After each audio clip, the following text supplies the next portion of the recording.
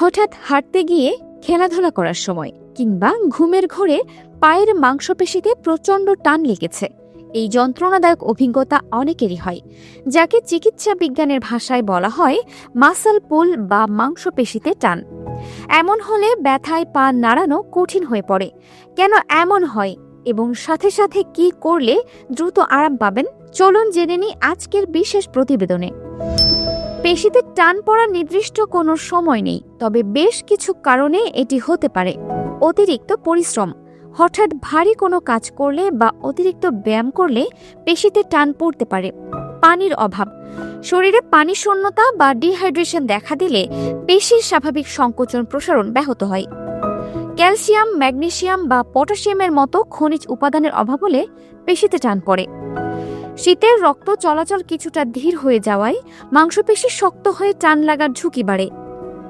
মাংসপেশিতে টান পড়লে চিকিৎসকরা দ্রুত ব্যথা কমাতে RICA পদ্ধতি অনুসরণের পরামর্শ দেন। ব্যথা পাওয়ার সাথে সাথে আক্রান্ত স্থানটিকে নড়াচড়া না করে সম্পূর্ণ বিশ্রামে রাখতে হবে।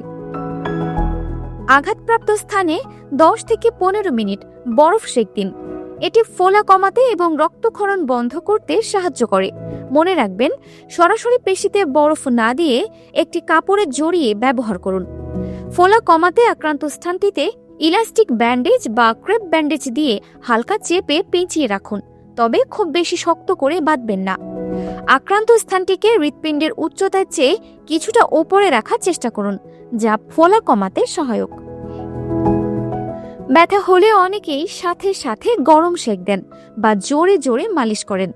মনে রাখবেন, মাসল পুল হওয়ার প্রথম 48 থেকে 72 ঘন্টার মধ্যে গরম সেঁক দেওয়া বা জোরে মালিশ করা একদম নিষেধ। এতে প্রদাহ ও ফোলা বেড়ে যেতে পারে। সারাদিনে পর্যাপ্ত পরিমাণ পানি পান করুন। ব্যায়াম বা কঠোর পরিশ্রমের আগে শরীরকে ওয়ার্ম আপ করে নিন।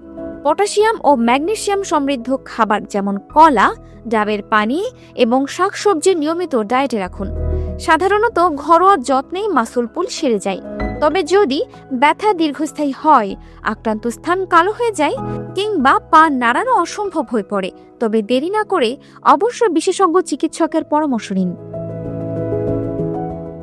Dinajpur TV multimedia desk.